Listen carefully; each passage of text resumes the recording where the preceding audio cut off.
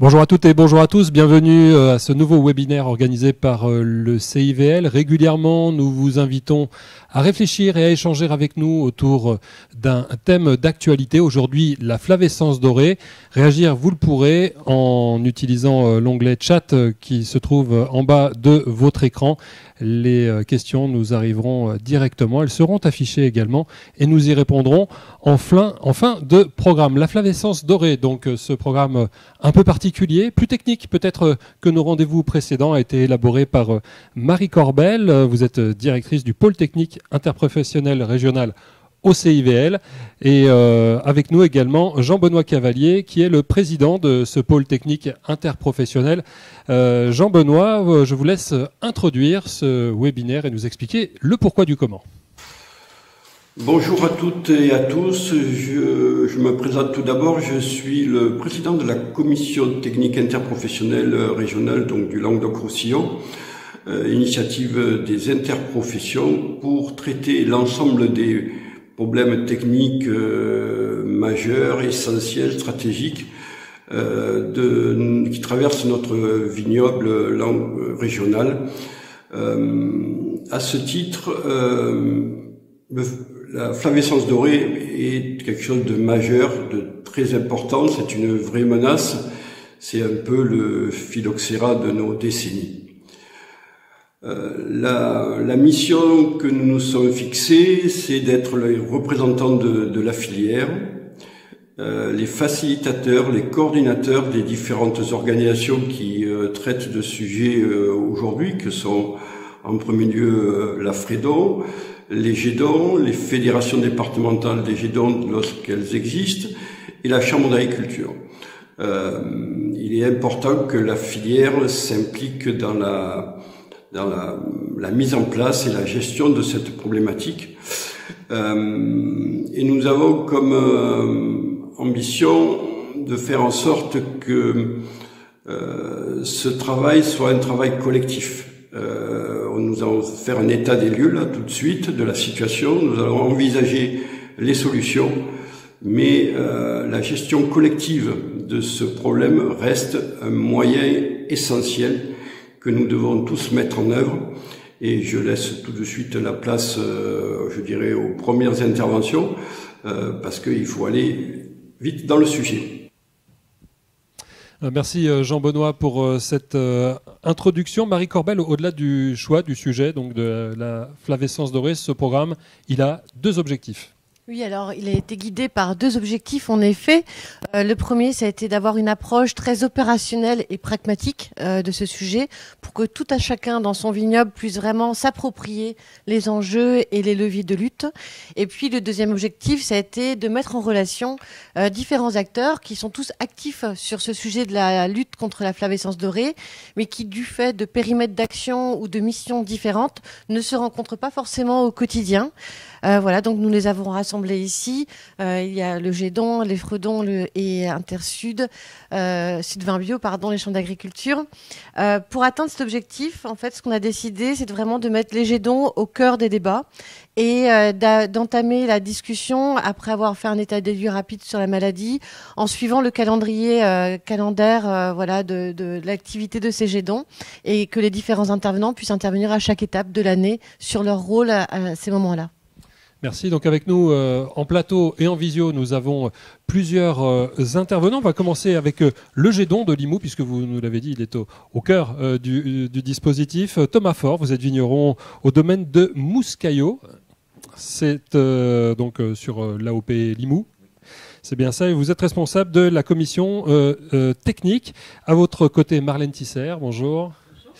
Vous représentez également l'AOP Limoux, dont vous êtes la directrice, et le GEDON de Limoux. Pouvez-vous nous situer ce que représente exactement le GEDON ? Alors le GEDON, en fait, c'est une reconnaissance du syndicat des vins AOC Limoux, qui est donc reconnu comme groupement de défense. Donc ça nous permet d'avoir une capacité d'action sur l'ensemble de l'aire d'appellation et quelques communes en plus. Merci pour cette précision. La DRAF Occitanie est également avec nous. Martin Strugarek, vous êtes chef de l'unité santé des végétaux à la DRAF Occitanie. Bonsoir.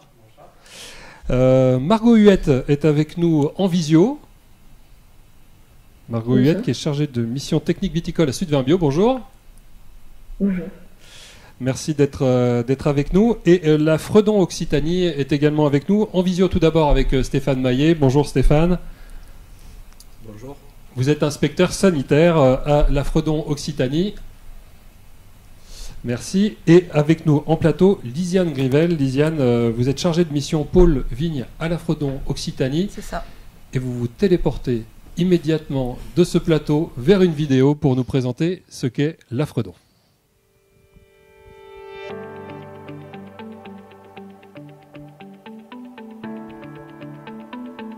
Lisiane Grivel, je suis chargée de mission vigne à Fredon Occitanie et du coup je travaille sur la coordination régionale Flavescence Dorée et sur la fédération départementale de l'Hérault.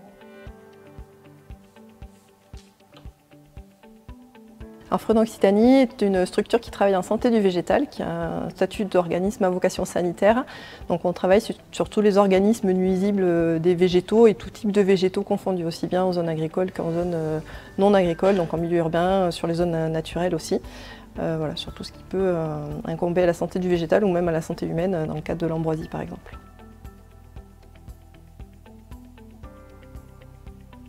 La flavescence dorée étant une maladie épidémique et incurable, il y a une lutte obligatoire contre cette maladie qui comprend la surveillance du vignoble et la lutte contre l'insecte vecteur afin d'éviter la propagation et la contamination de nouvelles surfaces de vignoble. Puisqu'une fois que la vigne est atteinte, il n'y a pas de solution curative, il faut absolument arracher les ceps malades.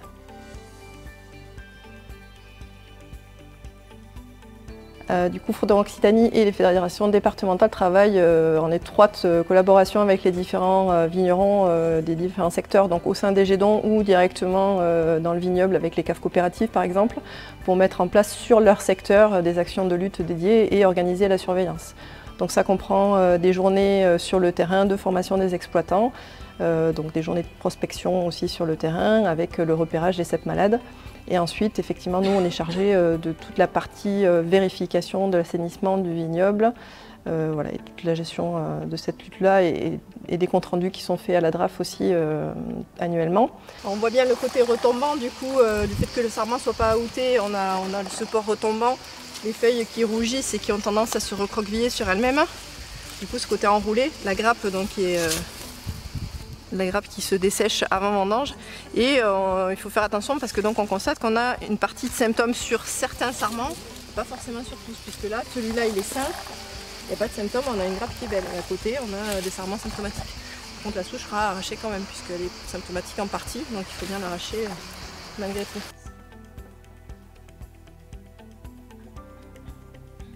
Donc sur les outils, chaque département est un petit peu autonome dans le fonctionnement des prospections, mais on a lancé en 2021 une application mobile qui s'appelle Vigiflav, qui sert à recenser tout le suivi de la flavescence dorée sur le vignoble et qui du coup est utilisable au niveau de la région Occitanie.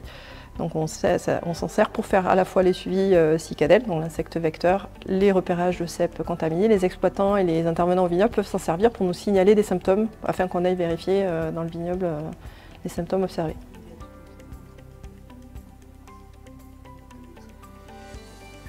Alors du coup le conseil aux vignerons ce serait de s'investir dans la lutte parce que lorsqu'elle est bien faite elle est efficace. Il est très important d'être formé à la reconnaissance des symptômes et de surveiller son vignoble afin de pouvoir nous signaler tout symptôme éventuel de flavescence pour que la lutte soit réactive et efficace afin que la maladie ne se propage pas sur les parcelles adjacentes. Et du coup, quand la surveillance est bien faite et qu'on arrive à avoir une situation sanitaire stable sur un secteur donné, on peut réduire le nombre de traitements insecticides obligatoires. Voilà, merci Lisiane pour ces précisions. Marie Corbel, on va tout de suite rentrer dans le vif du sujet avec un état des lieux de la flavescence dorée, s'il vous plaît. C'est ça, une première partie pour donner le cadre. Donc Lisiane, déjà, est-ce que tu pourrais nous dire en introduction depuis quand cette maladie est présente et son évolution au vignoble en France ? Oui, alors pour le petit rappel historique, la maladie a été détectée pour la première fois dans le Gers dans les années 50 et ensuite elle s'est propagée aux autres vignobles par le biais de l'insecte vecteur et des plantes de vigne contaminées qui ont été vendues et replantées dans d'autres régions, donc d'abord d'ouest en est de la France et puis après plus vers les vignobles du nord. Donc aujourd'hui on considère que tout le vignoble français dans les différentes régions est atteint, à l'exception peut-être de la Lorraine où on n'a pas de détection de symptômes à ce jour. Mais voilà, même les vignobles plus au nord, comme la Champagne, le Val-de-Loire ou l'Alsace, ont aujourd'hui des symptômes de flavescence également qui sont en développement. Et c'est le cas, alors en région Occitanie, on va y revenir plus précisément, mais chez nos voisins aussi de PACA et d'Auvergne-Rhône-Alpes qui ont des foyers en expansion assez importants. Voilà, et donc chez nous, qu'en est-il chez nous? Je crois que tu as une carte aussi à nous montrer pour illustrer. Oui. Alors vous avez une carte qui s'affiche. Alors la maladie en Languedoc-Roussillon, elle est présente déjà depuis une quarantaine d'années, puisqu'elle est apparue dans les années 80 dans le département de l'Aude et ensuite elle s'est répandue dans l'Hérault et un peu plus tardivement dans le Gard et les Pyrénées-Orientales. Ce qu'il faut retenir de cette carte, c'est qu'on a des résultats d'analyse positive flavescence dorée sur les 5 dernières années, sur tous les vignobles de la région, aussi bien les gros vignobles que les petits vignobles, y compris par exemple en Aveyron ou en Ariège où il y a très peu de surface de vigne, on a quand même de la flavescence. Donc sur les départements de l'ex-Midi-Pyrénées et aussi donc sur toute la frange méditerranéenne, sur nos gros vignobles de Languedoc-Roussillon où on a de la flavescence du Gard aux Pyrénées-Orientales, vraiment sur l'ensemble du vignoble. La carte permet juste de nuancer au niveau du code couleur sur les deux jaunisses de la vigne. Du coup, on a des résultats d'analyse sur certaines communes qui ne ressortent que bois noir. C'est-à-dire que notamment sur certains cépages, on a beaucoup de contamination bois noir qui sont une jaunisse et qui ont les mêmes symptômes que la flavescence, on va y revenir. Mais ça permet un peu de nuancer aussi l'état de contamination de certains secteurs qui sont finalement très touchés par le bois noir et pas forcément par la flavescence. Merci pour ce recadrage. Alors la flavescence dorée, elle est réglementée, contrairement à d'autres maladies qu'on connaît aussi très répandues dans la vigne comme l'oïdium ou le mildiou. Est-ce que vous pouvez, Marie, s'il vous plaît, nous faire un point de cadrage sur la réglementation qui encadre cette pathologie de la vigne? Oui, alors la flavescence dorée est une maladie qui est classée maladie de quarantaine au niveau européen, c'est un statut, car elle est incurable et très contagieuse, et donc elle est soumise à une lutte collective qui est obligatoire. Cette lutte est régie en France par un arrêté ministériel. Le dernier en date de 2021 et il est en cours de révision. Martin de la DRAF, dans une dernière partie, nous expliquera un petit peu les enjeux de cette révision. Il est également régi à l'échelle régionale par un arrêté préfectoral. Comme vient de l'évoquer Lisiane, notre spécificité en Occitanie, c'est que cet arrêté préfectoral concerne les deux jaunisses de la vigne, que sont la flavescence dorée et le bois noir, et il impose l'arrachage des cèpes dans les deux cas. Donc cet arrêté définit donc les modalités de la lutte et le nombre de traitements qu'il y a à faire par commune. Précisément, quelles sont les modalités de cette lutte pour les exploitants? Alors il y a une obligation de 4 points, on va dire, de réaliser les traitements insecticides afin de maîtriser la population de cicadelle qui est le vecteur de la flavescence dorée, de surveiller son vignoble. C'est ce qu'on appelle dans le langage technique la prospection. C'est aussi de déclarer ces cèpes qui sont atteints, soit à la FDG Don, s'il y en a une, soit à la Fredon, soit à la DRAF. Et enfin, de les arracher avant le 1er mars, voire d'arracher sa parcelle si besoin. Une parcelle entière ? Oui. En effet, si 20% de la parcelle des cèpes sont atteints, la parcelle doit être arrachée en entier. Alors maintenant, on va voir plus en détail comment se structure cette lutte tout au long de l'année pour éviter à cette extrémité qui est l'arrachage complet d'une vigne et d'une parcelle. On va débuter une seconde partie de notre programme en parlant de la stratégie de traitement et des leviers mis en œuvre dans les bassins viticoles pour aider les vignerons à lutter contre la propagation de cette flavescence dorée. Au cœur de cette stratégie, il y a donc les jets d'eau qu'on a brièvement présenté tout à l'heure, et nous allons donc suivre la vie d'un jet d'eau au cours de l'année. C'est en tout cas ce qu'on vous propose. Marie, voilà. Je vous laisse débuter donc par le printemps peut-être. C'est ça. Avant de commencer par le printemps, d'abord cadrage sur ce qu'est un jet d'eau par Lisiane qui va nous définir cette structure. Oui, alors le GEDON, donc le sigle veut dire groupement de défense contre les organismes nuisibles. Donc c'est un groupement de détenteurs de végétaux, donc essentiellement des exploitants agricoles dans la structuration, mais on peut très bien avoir aussi des particuliers ou des collectivités qui sont également détenteurs de végétaux dans ces GEDON. L'organisation du GEDON se fait à l'échelle locale, donc c'est vraiment le relais local de la surveillance, et les GEDON peuvent être constitués sur une ou plusieurs communes, donc comme on va le voir sur Limoux, c'est l'appellation en entier qui est l'échelle du GEDON, du fonctionnement du GEDON. Et du coup, le but du GEDON, c'est d'organiser et de structurer la surveillance et la lutte contre un organisme nuisible sur son territoire. Donc ça peut être... donc, en secteur viticole, c'est essentiellement la flavescence dorée, mais sur des secteurs où il y a beaucoup de vergers, ça peut être la lutte contre la charca, par exemple, ou la lutte contre le campagnol sur des zones d'élevage. Donc on peut avoir affaire à tout type d'organismes nuisibles. Voilà. Donc c'est l'échelon local vraiment de cette lutte obligatoire qui nous est délégué par la DRAF, du coup, en termes de surveillance et d'activité. Et du coup, ça s'organise aussi comme ça en termes de financement, c'est-à-dire qu'il y a un financement d'État qui prend en charge une partie de la lutte et les professionnels participent pour une autre partie du financement de la lutte. Combien compte-t-on de GEDON dans notre région Occitanie? Alors, sur les 3 départements que sont le Gard, l'Hérault et l'Aude, on a 117 GEDON en tout, qui couvrent à peu près 90% du vignoble. Les Pyrénées-Orientales ne sont pas structurées en GEDON, mais fonctionnent quand même sur une surveillance collective, notamment avec les caves coopératives. Voilà, donc ces GEDON, ils couvrent à peu près 90% du vignoble, mais avec un investissement et une dynamique plus ou moins marquée et efficace sur les territoires. Malheureusement, on a un peu de problème pour mobiliser les exploitants à certaines périodes de l'année et dans certains secteurs. Il y a peut-être aussi un problème de mobilisation parce que les gens méconnaissent ces structures. Donc aujourd'hui, je suis vigneronne. Comment je fais pour savoir s'il y a un GEDON ou si mon territoire est couvert par un GEDON? Alors effectivement, il peut y avoir un problème de méconnaissance du fonctionnement et de l'existence des GEDON. Donc ce qu'il faut savoir déjà, c'est qu'il y a une fédération départementale, donc FDGEDON ou FEDON, dans chaque département d'Occitanie. Vous pouvez du coup retrouver les coordonnées de toutes les fédérations sur le site de Fredon Occitanie. Et chaque fédération va pouvoir vous renseigner sur la présence d'un GEDON sur votre commune. Il y a aussi des cartes des GEDON qui sont en ligne sur le site de la Fredon.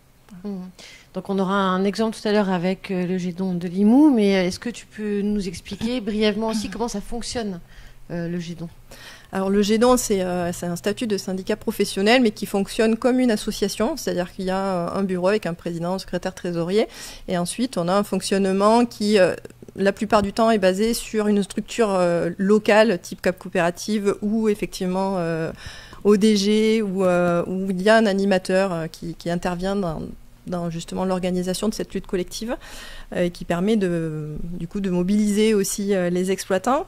On a souvent un référent communal, un exploitant qui est référent communal et qui intervient aussi dans l'organisation et le passage d'informations auprès de l'ensemble des exploitants du secteur.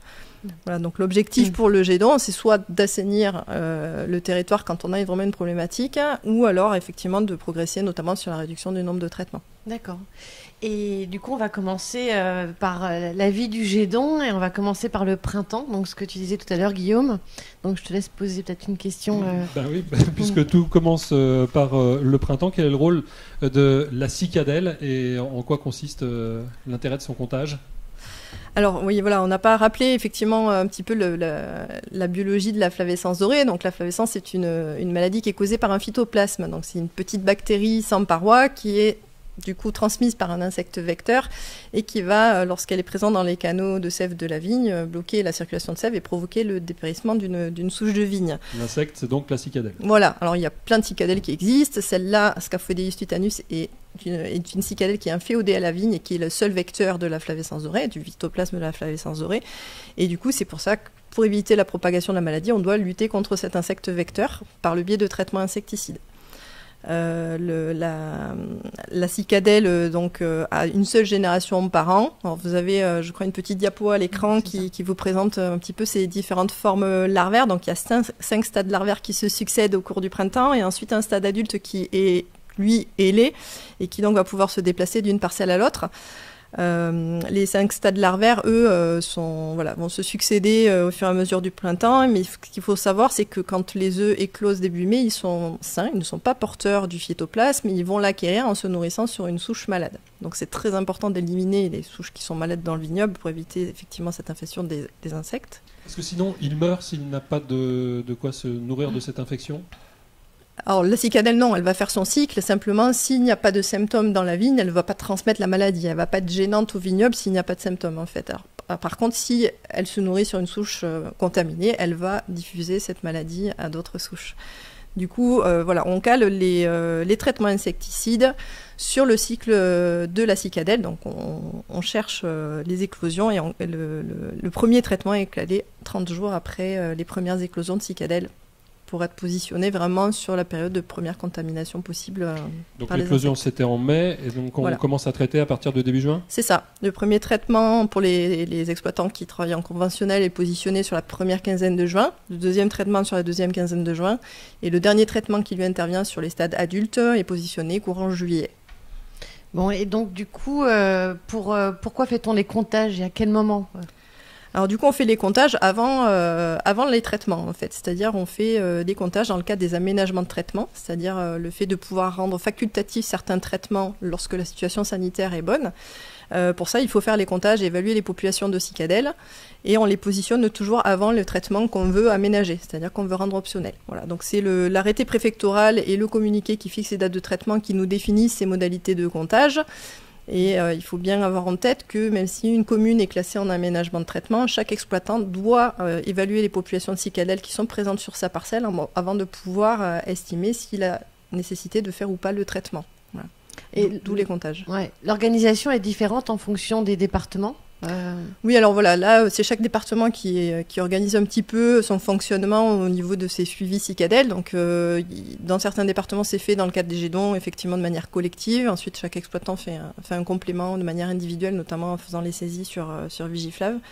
Voilà, ça c'est. Et puis on a aussi tout ce qui est accompagnement par les partenaires techniques, type Chambre d'agriculture ou autres, qui accompagnent aussi ces démarches. Et en 2023, sur les 4 départements de notre bassin, est-ce que tu peux nous donner un peu la répartition des zones aménagées ou pas ?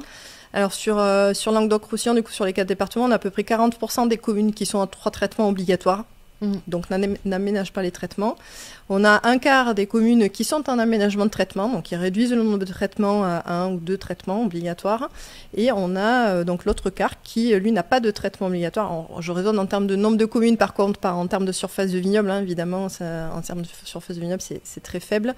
Donc les zones qui n'ont pas de traitement obligatoire, ce sont soit des zones exemptes de flavescence, du coup, qui ne sont pas soumises à des traitements obligatoires, soit des zones où on a réussi à réduire le nombre de traitements aménageables, du coup, à 0 traitement obligatoire et 3 facultatifs. Mais avec une surveillance forte. Avec une surveillance, effectivement. On va avoir un exemple concret avec le GEDON de Limoux.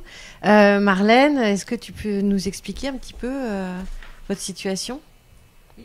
Alors, le comptage, effectivement, on le fait de façon collective, mais c'est un comptage qui est tant collectif qu'individuel, et l'individuel fait aussi le collectif.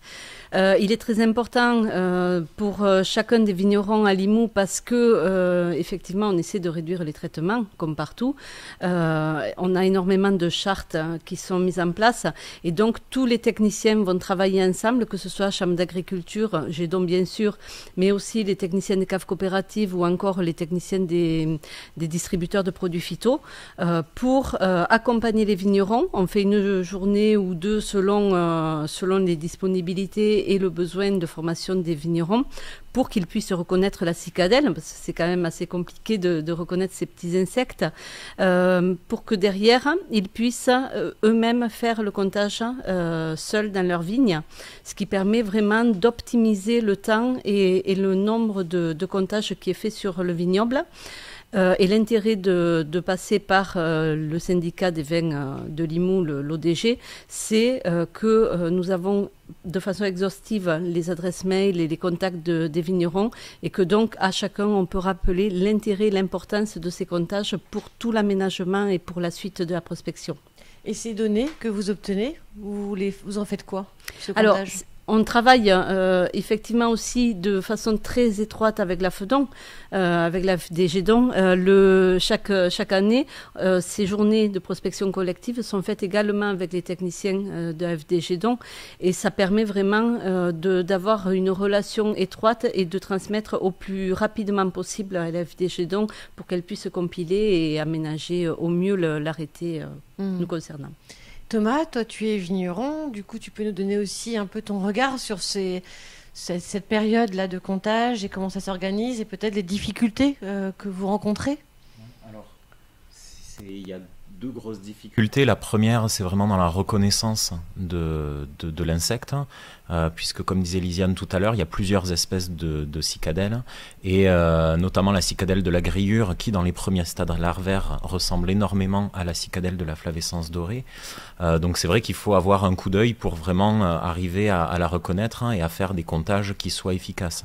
Donc ça, on a la chance quand même d'être bien encadré pour ça, puisqu'on a donc toute cette armada de techniciens, que ce soit à la chambre, hein, ou dans les caves coopératives, voilà, qui tournent sur le vignoble et qui peuvent nous permettre, voilà, d'apprendre la reconnaissance de cette cicadelle. Après, la deuxième problématique, c'est le temps. C'est quand même assez chronophage, hein, de faire ces comptages. Mais c'est vrai que en tout début de saison, ça nous donne quand même une bonne idée de ce qui se passe dans la parcelle, hein, et du taux d'infestation potentiel qu'il pourra y avoir. Ouais.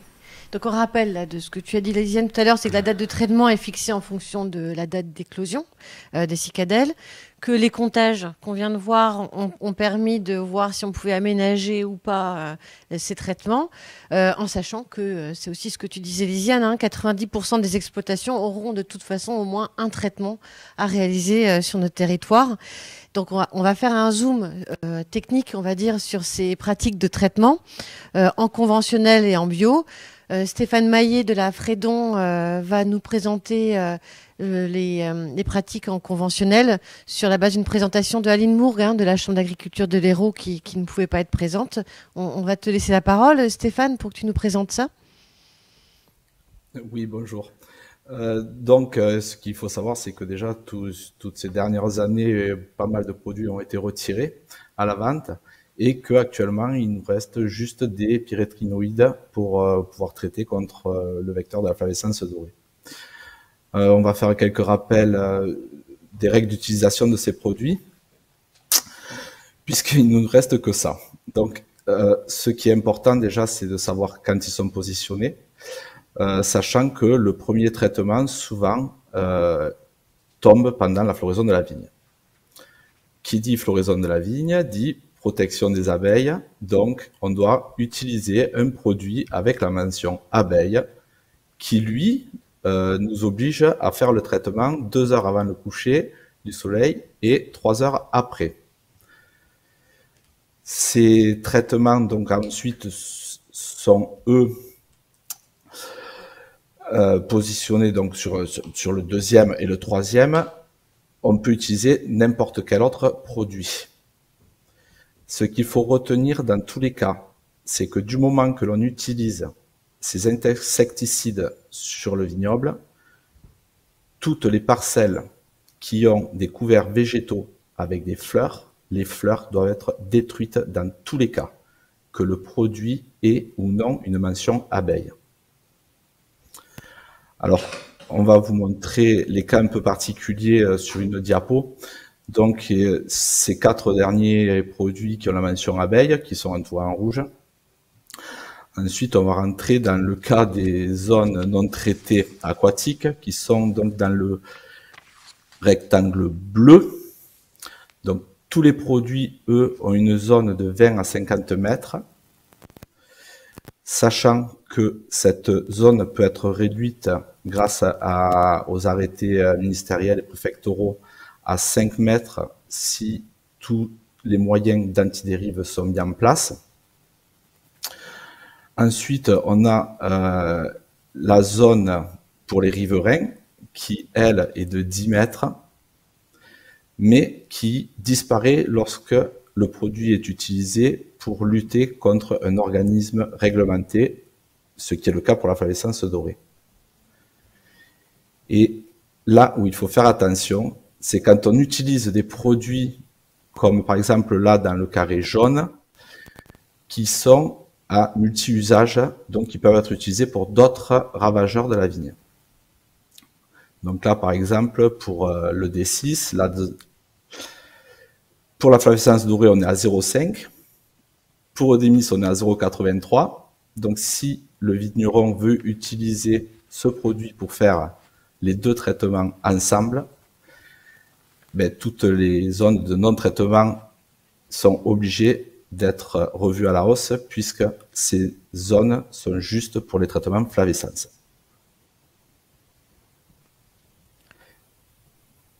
C'est bon. Très bien. Merci beaucoup. Merci beaucoup, Stéphane. On va passer maintenant à la version bio avec l'intervention de Margot Huette de Sud-Vin Bio qui va, elle, se concentrer sur l'utilisation du Pirée vert. Oui, alors tout d'abord, et cela n'est pas spécifique à l'agriculture biologique, il est important pour moi de vous parler donc des différentes mesures prophylactiques à mettre en place par les vignerons pour lutter contre Scaphoideus titanus. Donc en premier lieu, il y a donc le traitement à l'eau chaude du nouveau matériel végétal, que ce soit le porte-greffe, les greffons ou le plan greffé. Donc ce traitement à l'eau chaude est vraiment un pilier de la lutte contre la flavescence dorée, en permettant en fait de planter un vignoble qui va être indemne, sain de la flavescence dorée. On conseille également de brûler les bois de taille. En mesure prophylactique, on a également donc l'épamprage, puisque cela va permettre de diminuer les populations de cicadelles de 20 à 50% en fonction des situations. On proscrit également les piquets de palissage bois, puisqu'ils peuvent contenir en fait des cicadelles, et surtout lorsqu'ils ne sont pas écorcés. Enfin, on conseille d'enlever les débris végétaux des matériels viticoles lorsqu'on change de parcelle, en fait, tout simplement pour éviter de transporter nous-mêmes sur le tracteur ou sur une essimeuse, par exemple, les cicadelles. Donc ces mesures prophylactiques, elles ne sont pas suffisantes pour maîtriser les populations de cicadelles, mais en revanche, elles vont pouvoir contribuer à en réduire leur niveau. Donc vraiment, leur mise en œuvre, elle est à envisager en complément de la lutte insecticide. Je vais vous parler maintenant de la lutte biologique, puisqu'elle a été étudiée, donc tout ce qui est parasitisme et prédation des larves de cicadelles. Donc c'est des choses qui sont observées à l'état naturel, mais là aussi, l'effet n'est pas assez significatif pour maîtriser totalement les populations de cicadelles. De toute façon, il y a des mesures obligatoires tout de même à respecter, mais en agriculture biologique, et une seule substance active qui est homologuée. Voilà, si tu peux un peu nous en dire plus là-dessus. Oui, alors en agriculture biologique, c'est donc le Pirette naturel qui doit être utilisé et qui ne peut être remplacé par aucun autre produit, vraiment dans le cadre de ces traitements obligatoires. Donc ce Pirette naturel, c'est un insecticide naturel qui est composé de 6 molécules. Donc nous avons les pyréthrines 1 et 2, les cinérines 1 et 2 et les jasmolines 1 et 2. Donc ce sont des molécules qui vont en fait conférer à cet insecticide son mode d'action neurotoxique par contact et effet choc. Donc tout simplement, on va avoir la conduction nerveuse de l'insecte qui va être bloquée. Ça va entraîner une paralysie de l'insecte et sa mort. Donc, comme on l'avait évoqué précédemment, le Pirette présente une efficacité, le Pirette naturel va présenter une efficacité supérieure sur les larves de Scaphoideus titanus par rapport à si on l'applique sur les adultes. C'est pourquoi en agriculture biologique, les 3 traitements sont à effectuer lors de la présence des larves dans la vigne et à 10 jours d'intervalle entre chaque traitement. Au niveau de Sud-Vin Bio, vous avez aussi un petit peu précisé des conditions qui permettent d'accroître l'efficacité de traitement avec le Pirette naturel. Et donc, vous avez des recommandations aujourd'hui que vous faites et que vous diffusez. Le premier concerne l'épamprage, non ? Oui, alors l'épamprage est à réaliser donc avant de réaliser les traitements, puisqu'en fait, il va permettre de supprimer les feuilles sur lesquelles se trouvent les larves de Scaphoideus titanus en nombre très important, et également parce que ces pampres en fait sont des zones qui ne sont pas atteintes par la pulvérisation. Ça va être de contrôler la qualité de la pulvérisation. Oui, alors il est très important donc de contrôler la pulvérisation, la qualité de pulvérisation de ces pulvérisateurs, puisque l'essentiel est de vraiment pulvériser donc les faces inférieures des feuilles, puisque c'est là que se trouvent les larves. Et également, il faut que le produit aille bien au cœur de la souche, puisque pareil, les cicadelles ont tendance à être plutôt au cœur des souches, voilà, sur les faces inférieures des feuilles. Et puis il y a une troisième recommandation qui est sur l'heure du traitement. Alors oui, nous avons fait donc différents essais ces dernières années et nous avons observé donc systématiquement des meilleures efficacités du pyrètre naturel sur les traitements réalisés après 19 heures. En comparaison donc à des traitements réalisés soit le matin ou même en pleine journée. Donc vraiment, les traitements en pleine journée sont à proscrire. Voilà, ceux du matin, voilà, aussi également. Et ces résultats, on les explique probablement par des taux d'humidité relative qui sont plus importants le soir et également des températures qui sont plus basses. Bah, très bien, merci beaucoup Margot. On va continuer dans la saison. On va arriver à la période estivale, qui est la période du coup où apparaissent les symptômes de la maladie. Lisiane, est-ce que tu peux juste nous repréciser exactement ce qu'on observe, ce que sont ces symptômes, voilà. Oui, alors on commence à avoir les premières apparitions de symptômes fin juin, début juillet. Alors les plus précoces, nous, on commence à les voir pendant les comptages cicadelles. Mais la plupart des symptômes apparaissent vraiment en période de vendange, donc entre août et septembre. C'est là que vraiment on a la pleine expression des symptômes. Alors pour les différents symptômes qu'on observe, alors déjà petit rappel, les symptômes de jaunisse sont communs à la flavescence dorée et au bois noir. Il y a bien que l'analyse qui permet de distinguer les deux. Et vous avez la petite diapo qui apparaît avec du coup les différents symptômes qu'il faut regarder sur la souche, à savoir qu'il y a plusieurs symptômes qui doivent se cumuler sur une même souche pour parler de jaunisse de la vigne. Alors la première chose qu'on observe, c'est au niveau du feuillage, donc c'est la décoloration du feuillage. Donc un rougissement sur les cépages rouges et un jaunissement sur les cépages blancs, qui est plus ou moins marqué suivant la période et plus ou moins marqué aussi selon les cépages. Donc ça, il faut faire très attention et je vous ai mis volontairement sur les photos, alors j'espère que la qualité est suffisamment bonne, mais des expressions de symptômes plus ou moins marquées. Donc voilà, avec même sur les cépages rouges, des fois des feuilles qui sont pas complètement rouges, hein, donc il faut être vigilant par rapport à ça. Et on a une forme de feuille qui a tendance à évoluer, elles sont un peu plus épaisses, elles sont craquantes ou touchées, et elles ont tendance à s'enrouler sur elles-mêmes. Alors pareil, le côté enroulé qui peut être très marqué sur de la licante ou du chardonnay, l'est beaucoup moins sur d'autres cépages, par exemple sur du cabernet sauvignon, où les feuilles n'ont quasiment pas s'enrouler. Ensuite, la deuxième chose qu'on regarde, c'est l'ahoutement des sarments, du coup, qui se fait mal. Donc, on a des sarments qui restent verts et caoutchouteux, qui se lignifient pas correctement. Et on a ensuite une perte de récolte aussi sur ces sarments-là. Donc, un dessèchement soit dès l'inflorescence, soit un flétrissement des grappes voilà, avant vendange. Donc, on a une perte de récolte sur les souches. Et il faut bien, par contre, avoir en tête que les symptômes, lorsqu'ils apparaissent, ne sont pas forcément sur l'entièreté de la souche. On peut avoir des symptômes qui ne touchent qu'un sarment ou la moitié de la souche. C'est le cas sur l'avant-dernière photo. Vous voyez qu'il y a la moitié de la souche qui est décolorée et pas l'autre moitié. Et idem pour les grappes, hein, on a souvent des remontées d'exploitants qui nous disent oui, mais j'avais des raisins sur ma souche. Oui, mais en fait, pas forcément sur toute la souche. On peut avoir sur certaines parties de la souche des grappes saines et sur l'autre partie des grappes desséchées.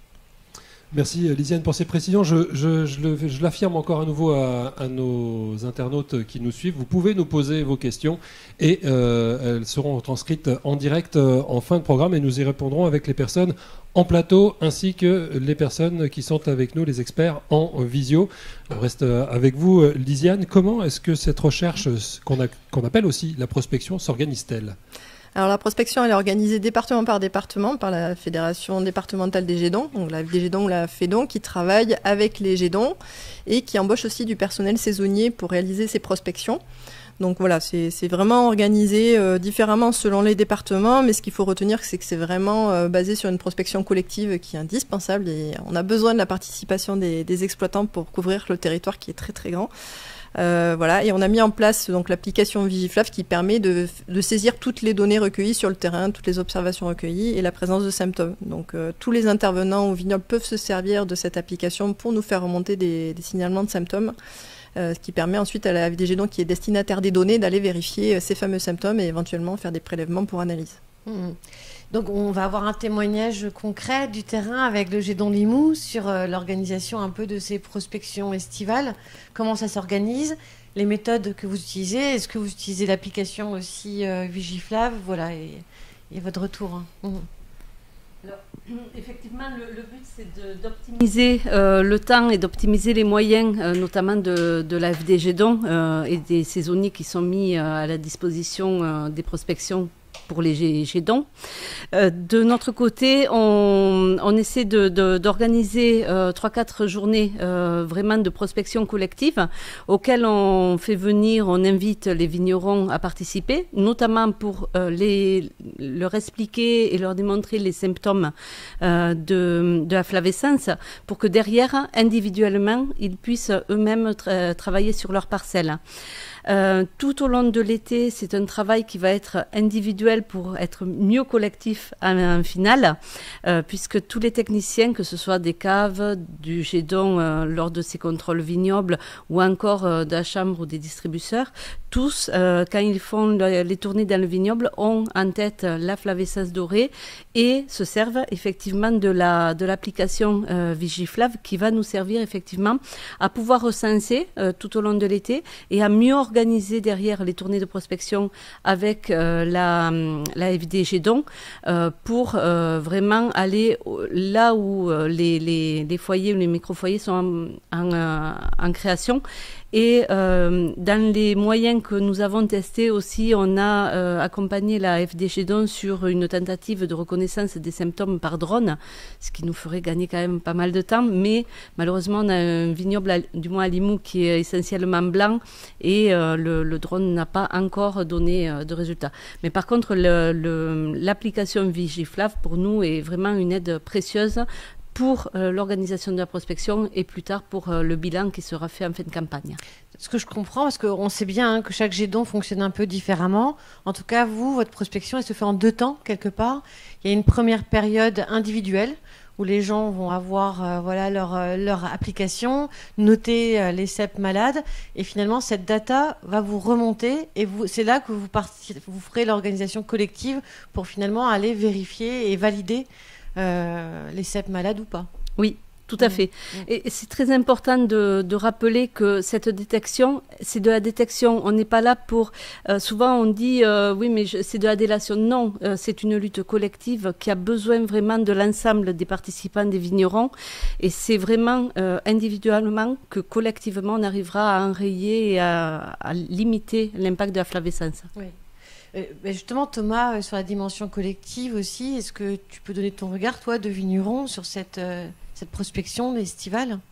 Alors, la prospection estivale, elle n'est pas toujours évidente à faire, puisque c'est pendant la période des vendanges, justement.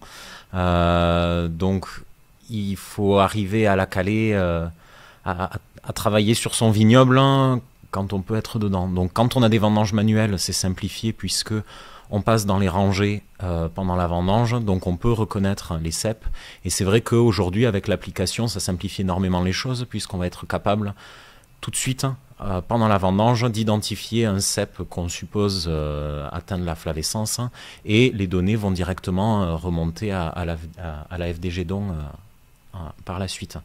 Après, quand on fait pas ces vendanges manuelles, je pense qu'il faut vraiment prendre le temps de marcher dans son vignoble avant ou après les vendanges, au moment où vraiment les symptômes sont bien exprimés, parce que c'est avant qu'une parcelle soit complètement envahie de flavescence, vaut mieux prendre le temps de faire ce travail de prospection à l'intérieur de ces parcelles. Et après, voilà, comme le dit Marlène, c'est regarder aussi les parcelles des voisins. C'est pas de la délation, on est tous dans le même bateau dans cette histoire. Il faut qu'on en discute entre nous, et le rôle les vignerons, s'ils étaient tous mobilisés, auraient un rôle énorme à jouer dans cette stratégie collective. Lisiane, au terme du dernier recensement, quel était l'état de la contamination des vignobles du Languedoc-Roussillon ? Alors sur la campagne 2023, on a recensé 113 000 souches contaminées par les jaunisses de la vigne. Donc je rappelle qu'il y a les souches contaminées par la flavescence et le bois noir dans ces chiffres-là. Ça représente à peu près 2800 parcelles culturales qui sont contaminées sur la région Languedoc-Roussillon, réparties donc sur les 4 départements. Vous avez à nouveau la petite carte qui vous donne un petit peu le nombre de souches recensées dans chaque département. Il faut savoir que au-delà de 20% donc de contamination, on doit arracher l'intégralité de la parcelle. Ça représente 44 parcelles cette année qui doivent être arrachées en totalité pour un peu plus de 40 hectares. Voilà, donc c'est pas anodin pour les exploitants qui doivent arracher une parcelle en entier. Je rappelle d'ailleurs que ce seuil de calcul de 20% se fait sur 3 campagnes consécutives. Ça, c'est une modification de l'arrêté de 2021. Voilà, donc maintenant on calcule le seuil de 20% de souches contaminées sur 3 campagnes. Du coup, ça me permet d'arriver à l'hiver avec cette question de l'arrachage, parce que c'est la période justement de l'arrachage. Donc, on parle, comme tu le dis, de centaines de milliers de souches contaminées dans notre vignoble. Comment un exploitant, s'il n'a pas été impliqué dans les prospections, est informé de que ces cèpes sont malades et comment les gère-t-il ? Alors du coup, l'exploitant il va recevoir un courrier. L'Occitanie, du coup, on a une particularité par rapport aux autres régions, c'est que c'est la Fredon qui fait la phase de conciliation, c'est-à-dire que la DRAF nous délègue l'envoi de courrier aux exploitants pour les prévenir qu'ils ont des souches contaminées dans leurs parcelles. Et dans le courrier, on leur précise les modalités d'assainissement des parcelles, c'est-à-dire qu'ils doivent soit arracher les souches malades, soit les couper, les dévitaliser. C'est important surtout qu'il n'y ait pas de repousse du coup de porte-greffe. Voilà. Et donc ils ont jusqu'au 1er mars pour éliminer les souches dans leur vignoble. Et ensuite, du coup, on doit passer dans chaque parcelle pour vérifier si l'arrachage a été correctement effectué. Donc voilà, sur les rousses, ça représente près de 500 parcelles sur lesquelles il faut repasser pour vérifier si les 14 500 souches ont été arrachées. Et ça concerne plus de 300 exploitants différents. Alors pour aller sur une échelle un peu plus locale, à Limoux, Marlène, Thomas, est-ce que l'un de vous peut un peu nous parler de ça? Comment ça se passe, cette période-là d'arrachage? Les spécificités peut-être que vous avez en tant que ODG Gédon? Alors, oui, parce que les courriers sont envoyés, mais le problème, c'est que souvent, ils sont envoyés aux propriétaires. La Fredon n'a pas forcément les coordonnées des exploitants, et donc cette donnée-là amène à envoyer des courriers à des gens qui ne sont pas forcément l'exploitant de la parcelle. Donc ce problème, on a essayé de le résoudre avec notre FDG Don de l'Aude, qui nous transmet la liste des parcelles cadastrales qui ont été recensées, sur lesquelles il y a des cèpes à arracher, et nous faisons un travail de croisement avec eux pour pouvoir envoyer aux exploitants en doublon des propriétaires. Ce qui permet derrière de vraiment de focaliser sur la personne qui est l'exploitante, qui est le donneur d'ordre sur la conduite de ce vignoble.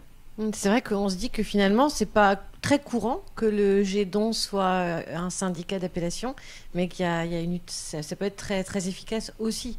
Enfin, je pense qu'en Occitanie, on a 3, à ma connaissance. Il y a vous, Limoux, il y a Faugères et Pic-Saint-Loup, et c'est vrai que c'est peut-être un modèle aussi qui pourrait se développer, car ça peut être très efficace sur le territoire. Merci pour cette réflexion. Lisiane, que se passe-t-il concrètement si vous constatez que l'arrachage n'a pas lieu sur une parcelle?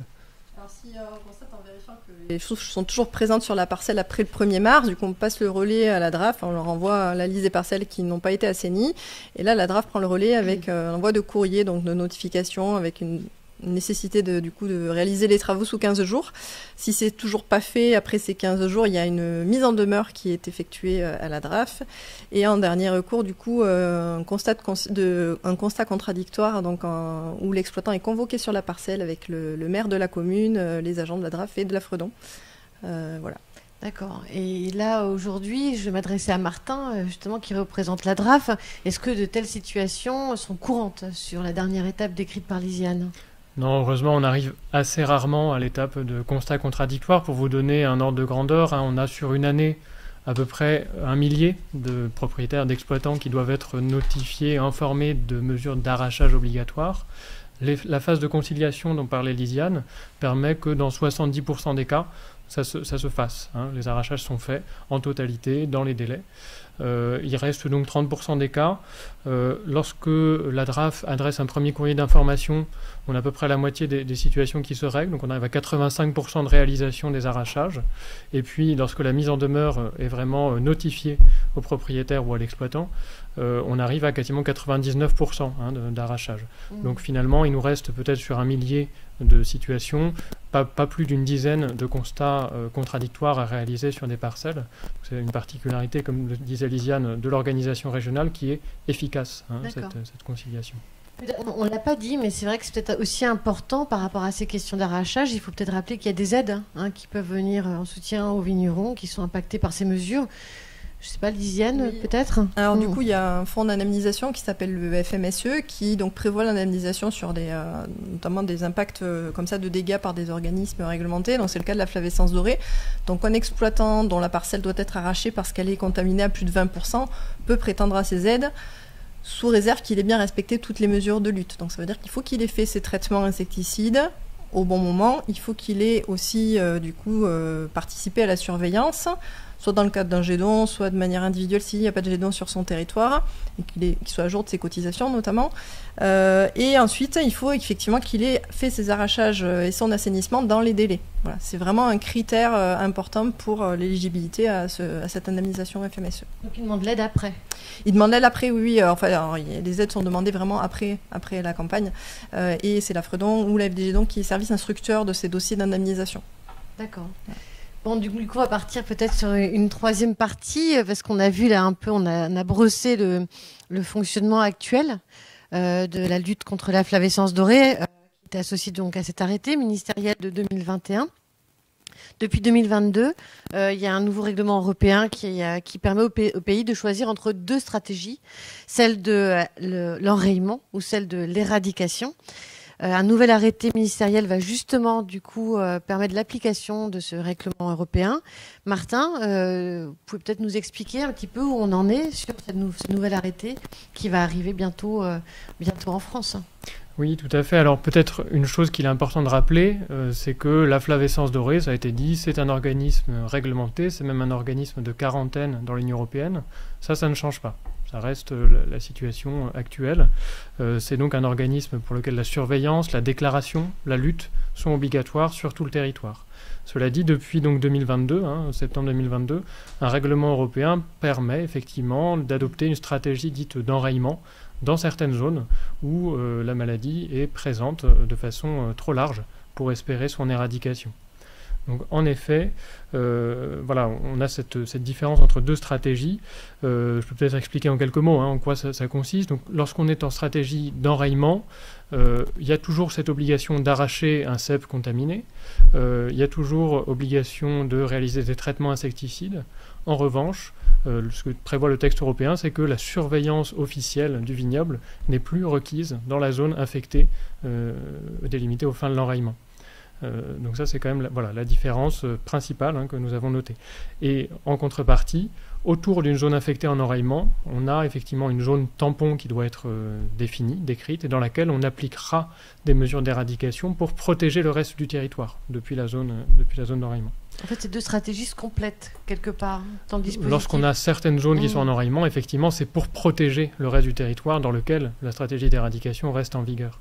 Aujourd'hui, en France, on n'a aucune région qui soit officiellement déclarée en stratégie d'enrayement. Le règlement européen a été pris en 2022, les discussions ont démarré, mais pour l'instant, aucune région n'est officiellement en France en stratégie d'enrayement. Mais concrètement, qu'est-ce qui fait qu'un territoire, alors peut-être pas à l'échelle d'une région, mais à l'échelle d'un territoire, on décide d'une stratégie d'enrayement ou d'une stratégie d'éradication?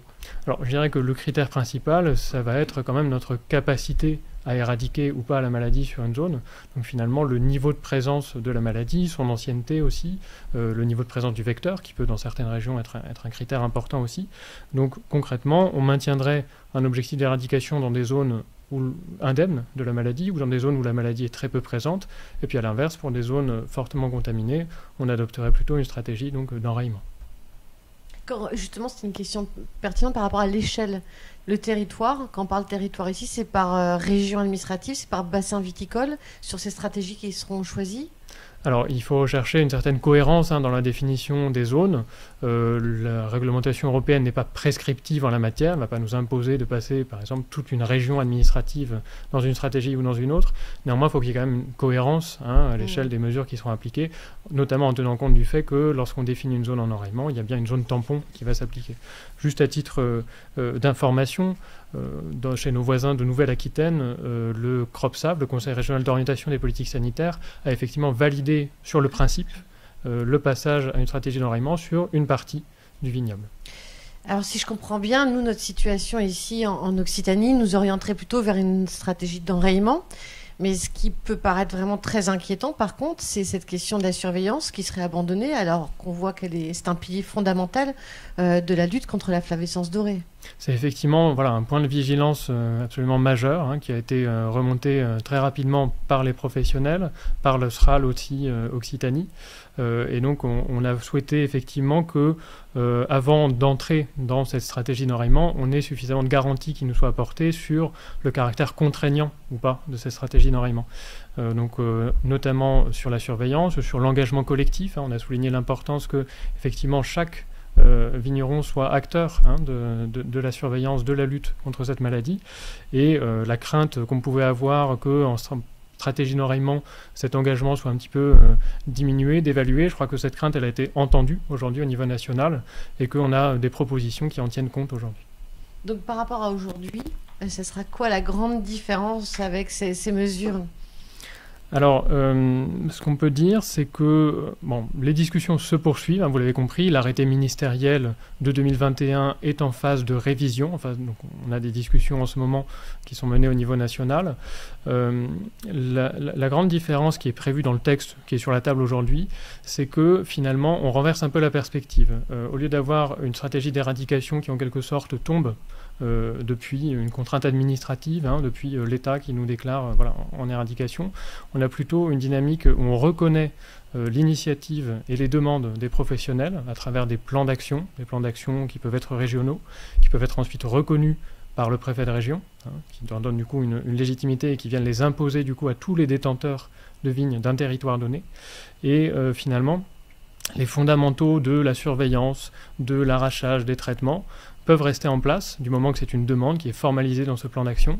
Et par contre, oui, le cadre change un petit peu. On parlait d'éradication. En réalité, on appliquait des mesures qui ne visaient pas à éradiquer la maladie, mais bien à limiter sa présence au niveau le plus bas possible, à limiter du coup son impact sur la production, on l'a dit. Donc aujourd'hui, ce changement, il faut bien voir que c'est un changement éventuellement de perspective, mais ce n'est pas un changement fondamental sur les actions qui vont être menées sur le territoire. En tout cas, l'idée, c'est de donner la main aux professionnels un peu davantage, en fait, si je comprends bien. Je sais pas, Thomas, tu avais peut-être un avis un peu là-dessus, une vision en tout cas, toi, d'opérateur sur le terrain. Moi, je trouve ça intéressant justement dans le cas de Limoux, où c'est le syndicat d'appellation qui a cette mission finalement de GEDON, puisqu'on est déjà un collectif existant en fait. On rajoute une mission à un collectif qui est déjà structuré, qui est déjà existant. Il n'y a pas besoin d'en rajouter un second. Et ça facilite énormément la communication entre nous et l'entente aussi entre les différents acteurs. Aujourd'hui, où est-ce qu'on en est de la mise en œuvre d'une nouvelle réglementation, celle que vous avez évoquée il y a quelques minutes, Martin? Alors pour rentrer un peu plus dans les détails, effectivement, l'arrêté ministériel de 2021 doit être révisé pour différentes raisons, notamment donc l'adoption de ce texte sur l'enraillement. Au second semestre de l'année dernière, donc second semestre 2023, la Direction générale de l'alimentation au ministère de l'Agriculture a proposé une première version de ce texte qui a été soumise à différentes consultations. Il y a eu des retours qui ont été faits par les régions, par les acteurs, et ces retours sont en train d'être pris en compte. Donc les discussions à l'heure où on se parle se poursuivent sur ce projet de texte. Un point aussi dont on n'a peut-être pas parlé jusqu'ici, et qui était aussi un point de vigilance pour nous en Occitanie, c'est que dans cet arrêté ministériel, comme c'était le cas donc dans l'arrêté ministériel de 2021, il est important pour nous que soient maintenus des aspects concernant la gestion des vignes non cultivées. Oui. Alors on va y revenir parce que justement je pense qu'on ne pouvait pas faire ce webinaire sans aborder ce sujet. Parce que la question des vignes non cultivées, la question des vignes ensauvagées est effectivement un sujet qui revient régulièrement sur le terrain, comme le point noir de la lutte contre la flavescence dorée. Bon, alors déjà dans un premier temps, Lisiane, est-ce que tu peux nous donner un peu les éléments de définition de cette situation ? Oui, alors nous, sur le terrain, on distingue le terme de vigne non cultivée et de vigne ensauvagée. Pour nous, une vigne non cultivée, c'est une vigne plantée, mais donc qui n'est plus cultivée, donc sur laquelle on constate l'absence de pratique culturelle, quelle qu'elle soit, c'est-à-dire pas de taille, pas de travail du sol et pas de récolte, pas de vendange. Et une vigne ensauvagée, par contre, ça va être une repousse de porte-greffe, donc de vigne sauvage, suite à un arrachage de parcelles qui a été mal fait, ou des repousses qui interviennent sur des talus ou des bords de cours d'eau, par exemple, qui peuvent être assez problématiques, puisque, pour rappel, le porte-greffe est porteur sain de flavescence, donc ça constitue des réservoirs de phytoplasme et de cicadelles qui vont se réfugier dans cette végétation-là pendant les traitements et qui ensuite recontaminent les parcelles de vignes à côté.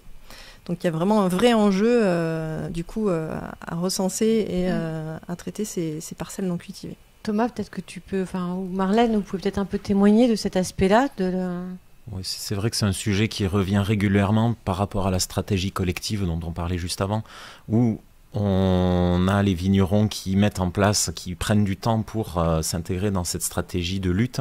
Et quand on voit qu'on a des parcelles à proximité qui sont non cultivées et avec des personnes qui ne participent pas à cette stratégie de lutte collective, ça devient un peu agaçant, quoi. On a l'impression de perdre notre temps dans une stratégie qui est pas efficace, quoi. L'intérêt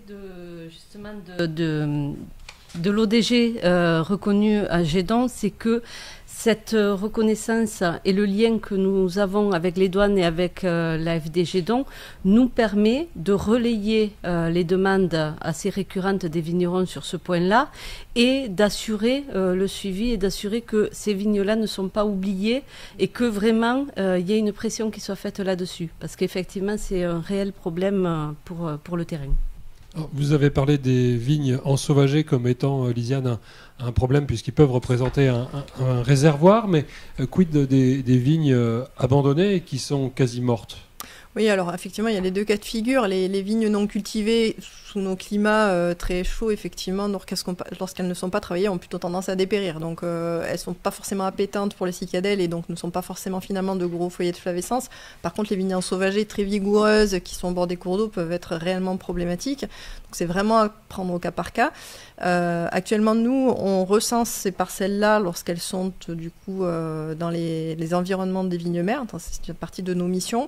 Et depuis 2021 aussi, l'arrêté prévoit effectivement de recenser ces parcelles de vignes abandonnées ou ensauvagées lorsqu'elles sont à proximité immédiate des foyers à plus de 20%. Donc voilà, ce sont des éléments qui sont remontés à la DRAF à des fins d'assainissement de ces parcelles. Alors justement, Martin, peut-être, est-ce que l'arrêté ministériel prévoit de réguler cela aussi et peut-être même d'instaurer un arrachage par arrêté ? Oui, tout à fait. L'arrêté de 2021 nous a apporté cette évolution-là, de pouvoir, sur analyse de risque du préfet de région, donc en l'occurrence c'est réalisé par la DRAFSRA Occitanie, apporter cette contrainte administrative, imposer l'arrachage d'une parcelle non cultivée, aller éventuellement jusqu'à un arrachage contraint, si c'est nécessaire, dans des situations qui poseraient problème vis-à-vis de la contamination pour la flavescence dorée. Peut-être qu'on ne l'a pas dit tout à l'heure, mais les porte-greffes n'expriment pas forcément et n'expriment pas de symptômes de flavescence dorée. Donc le problème n'est peut-être pas forcément visible et peuvent dans certaines configurations poser néanmoins un problème. Donc c'est pour ça que cet outil que nous a donné l'arrêté ministériel de 2021, on a été très vigilant à ce que cet outil nous soit maintenu dans la perspective d'un passage en stratégie d'enraillement pour pouvoir résoudre des situations qui sinon s'avèrent effectivement problématiques et démotivantes par rapport à la lutte collective. C'était important de vraiment insister là-dessus parce que le nombre de retours terrain où justement on entendait que rien ne se faisait sur ces vignes ensauvagées, finalement c'est assez récent, cette mesure qui vous donne la possibilité... Tout à fait, alors sans rentrer dans le détail, mais effectivement on a donc des procédures en cours actuellement au cours de ce mois-ci sur ces parcelles. Bien, merci à tous les quatre sur ce plateau et puis merci également à Stéphane et Morgane en visio, Margot pardon, bah oui, il faut bien 1 sur 6. Désolé Margot, d'avoir répondu donc à nos questions. Maintenant, nous attendons également les vôtres qui peuvent nous parvenir immédiatement. On a une première question qui nous parvient du public. Existe-t-il des alternatives au traitement insecticide et où en est-on des expérimentations? Peut-être question pour le Pays Limouxin. Alternative, alors j'insiste, quand on parle alternative, on parle sur quelque chose qui est complémentaire à la lutte obligatoire, à l'application des insecticides obligatoires. Il y a quelques points. Alors nous sur Limoux, on est en train d'expérimenter des essais sur le blanchiment, c'est-à-dire l'application de poudre d'argile qui vont se retrouver sur les feuilles et confuser un peu l'insecte qui va avoir tendance à moins piquer. bon, pour le moment, ça reste de l'expérimentation. Il n'y a pas toujours de retour très concluant sur ces expérimentations. Il y a un impact sur la photosynthèse aussi, j'imagine, si on couvre d'argile ces feuilles, non? Alors, il y a un impact sur la photosynthèse, mais qui, certaines années, peut être intéressant aussi, notamment des années comme 2023, où on a des coups de chaud assez importants, et où cette argile va potentiellement protéger un petit peu la plante. Merci. Est-ce qu'on a une autre question? Parce que je pense que Lisiane et Margot avaient aussi des éléments de réponse. Oui, alors comme l'a très bien dit Soma, effectivement, ça reste un complément des traitements insecticides. Il n'y a pas d'alternative approuvée aux traitements insecticides en vigueur actuellement. Et effectivement, alors moi je suis pas trop sur le côté expérimental, mais j'ai eu un petit peu les restitutions des travaux qui ont été menés sur notamment le décapage des souches pour empêcher les sites de ponte ou pour en tout cas détruire les pontes, sur effectivement l'application d'argile ou la pose de glu autour des troncs pour empêcher les larves de cicadelles de remonter dans les souches. Aujourd'hui, voilà, il n'y a rien qui soit vraiment concluant, soit parce que c'est trop cher, soit c'est trop compliqué à mettre en place, soit c'est pas assez efficace. Donc au final, voilà, il y a des tests qui sont faits, mais rien de suffisamment, en tout cas efficace et facile à mettre en œuvre pour l'instant. Margot Huette pour Sudvin Bio.